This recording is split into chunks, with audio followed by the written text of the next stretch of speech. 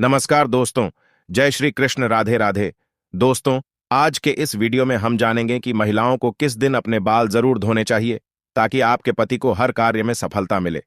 साथ ही हम बताएंगे कि किस दिन बाल नहीं धोने चाहिए, और साथ ही साथ अगर किसी खास त्योहार पर या शुभ मुहूर्त पर अगर महिलाएं बाल नहीं धो पाती हैं तो क्या एक उपाय वो कर सकती है, ये भी हम आपको इस वीडियो में बताएंगे। तो पूरी जानकारी के लिए वीडियो के अंत तक जरूर बने रहिए। नमस्कार दोस्तों, स्वागत है आप सभी का एक बार फिर से। दोस्तों, सच्ची श्रद्धा से कमेंट्स में जरूर लिखें, हर हर महादेव, देवों के देव महादेव सदैव आप पर अपना आशीर्वाद बनाए रखें। दोस्तों, माना जाता है कि एक परिवार और पुरुष की सफलता उसके घर की लक्ष्मी पर निर्भर करती है। घर की लक्ष्मी के स्वभाव और व्यवहार के कारण ही उसका घर सुंदर और वैभवशाली बनता है। इसमें कोई शक नहीं कि हमारे देवी देवता भी अपनी अर्धांगिनी को ही अपनी शक्ति मानते हैं। जैसे श्री हरि विष्णु के लिए माता लक्ष्मी सर्वोपरि है, उसी तरह शिव भी शक्ति के बिना अधूरे हैं। हमारे समाज में स्त्री को अन्नपूर्णा, लक्ष्मी, सरस्वती और वैभव लाने वाली माना जाता है। अगर घर की लक्ष्मी धर्म अनुसार आचरण करे तो घर को मंदिर बना देती है। इसी तरह सुहागन महिलाओं के लिए कई सारे नियम और धर्म का पालन करना भी अनिवार्य हो जाता है। अगर कोई स्त्री इन नियमों का पालन न करे तो हो सकता है उसका भुगतान उसके पति घर संतान को करना पड़े।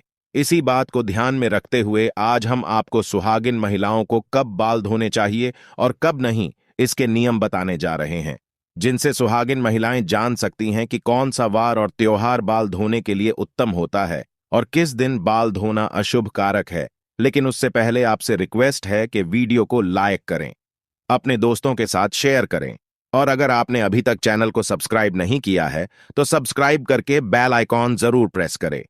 सबसे पहली बात, कुंवारी कन्याओं को कभी भी बुधवार के दिन बाल धोने नहीं चाहिए, और खासकर उन कन्याओं को जिनके छोटे भाई है। ऐसा शास्त्रों में कहा गया है कि जो कन्या बुधवार को बाल धोती है उसके छोटे भाई को कष्ट उठाना पड़ता है। उनके छोटे भाई का स्वास्थ्य या उनके जीवन पर कोई ना कोई समस्या सदैव बनी रहती है।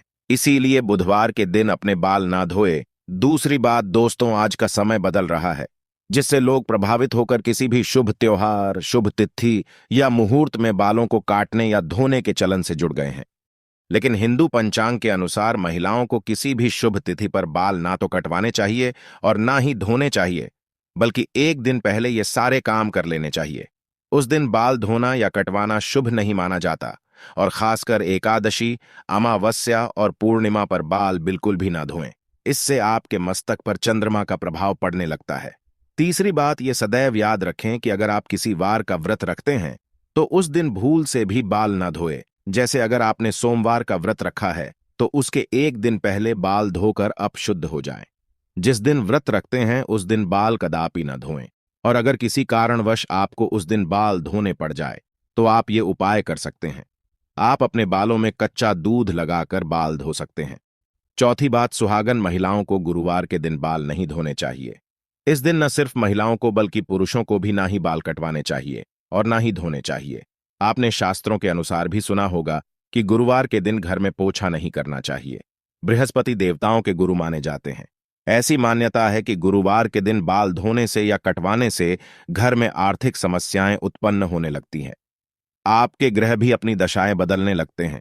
ये सभी बृहस्पति गुरु के कारण होता है। पांचवीं बात, अगर आप एक पुत्र की माता है या आपकी पुत्र प्राप्ति की कामना है तो उन महिलाओं को शुक्रवार के दिन बाल जरूर धोना चाहिए। छठी बात, शनिवार के दिन शनि महाराज का दिन माना जाता है। इस दिन ना सर में तेल लगाएं और ना ही अपने बालों को धोएं।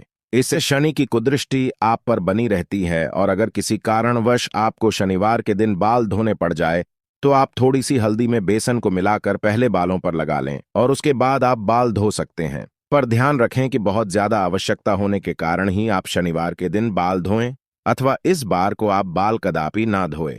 सातवीं बात, स्त्री हो या पुरुष, गुरुवार का दिन बाल काटने के लिए अत्यंत शुभ माना जाता है। शुक्रवार के दिन बाल धोना भी शुभ माना जाता है।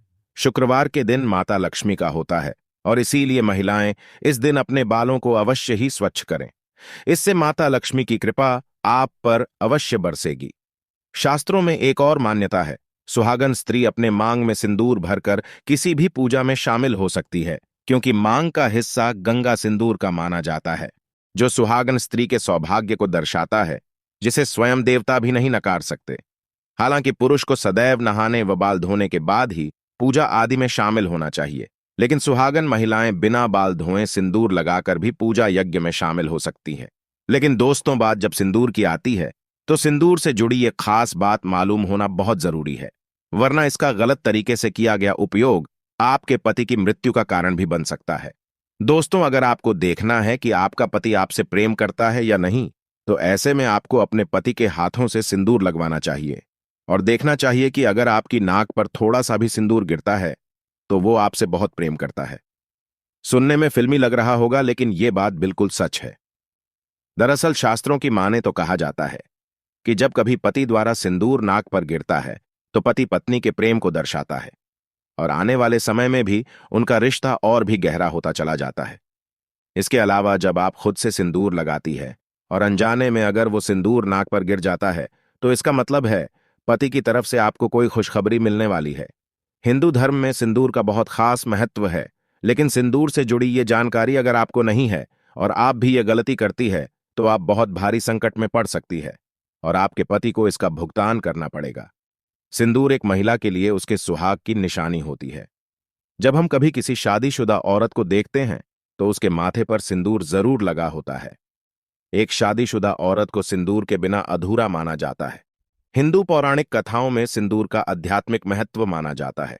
आपको बता दें, कई दफा सिंदूर को माथे पर लगाने के चक्कर में कई बार जल्दबाजी में या अनजाने में महिलाएं कई गलतियां कर बैठती हैं और यह उन पर और उनके पति के ऊपर गलत असर करता है।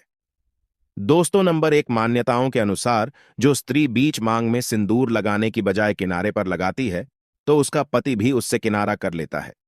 पति पत्नी के आपसी रिश्तों में मतभेद बना रहता है। दोस्तों, नंबर 2, ये बात तो आप जानते होंगे कि जो स्त्री मांग के बीचों बीच में लंबा सिंदूर लगाती हैं तो उसके पति की आयु भी लंबी होती चली जाती है। माता पार्वती का आशीर्वाद ऐसे जोड़े को जरूर मिलता है। दोस्तों, नंबर 3, मान्यताओं के अनुसार जो स्त्री अपने मांग के सिंदूर को बालों से छुपा लेती है तो उसका पति भी समाज में छिप जाता है और उसके पति को सम्मान नहीं मिल पाता। इसीलिए यह कहा जाता है कि सिंदूर को लंबा और ऐसे लगाएं कि सभी को साफ साफ दिखाई दे। सिंदूर से सजी सवरी स्त्री सौभाग्य को दर्शाती है और ऐसी महिला की खूबसूरती पर 4 चांद लग जाते हैं।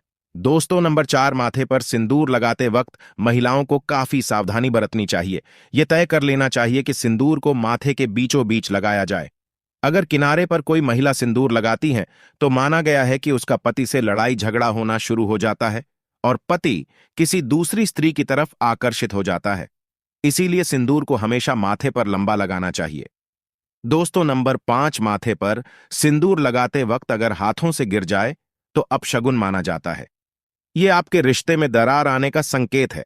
ऐसे में आपको माता पार्वती का ध्यान करना चाहिए और क्षमा मांग लेनी चाहिए ताकि बुरी बलाएं टल जाए। दोस्तों, नंबर 6, जिस व्यक्ति को सपने में सिंदूर लगी स्त्री के दर्शन होते हैं तो बहुत ही ज्यादा शुभ माना जाता है। यह धन लाभ कराता है। ऐसी स्त्री सपने में देखना बहुत ही ज्यादा शुभ संकेतों को दर्शाती है। दोस्तों, नंबर 7, जो स्त्री सिंदूर को लगाने से पहले माथे से चूमकर लगाती है तो सौभाग्य में वृद्धि होती है और ऐसी स्त्री का पति लंबी उम्र का वरदान पाता है। माता पार्वती साक्षात देती है आशीर्वाद।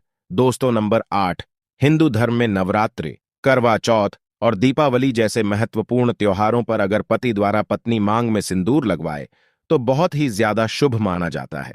ऐसा माना जाता है कि ये उनके एक साथ रहने का प्रतीक है। इससे वो काफी लंबे समय तक साथ रहते हैं। ऐसा करने से रिश्ते जल्दी टूटते नहीं। तो दोस्तों, आपको ये वीडियो कैसा लगा हमें कमेंट में जरूर बताएं। इस वीडियो को लाइक करें, अपने दोस्तों के साथ शेयर करें और हमें सब्सक्राइब करना ना भूलें। और साथ ही कमेंट बॉक्स में हर हर महादेव लिखना ना भूलें, जिससे भोलेनाथ की कृपा सदैव आप पर बनी रहे। जल्द मुलाकात होगी अगली वीडियो में। हर हर महादेव, जय महाकाल, धन्यवाद।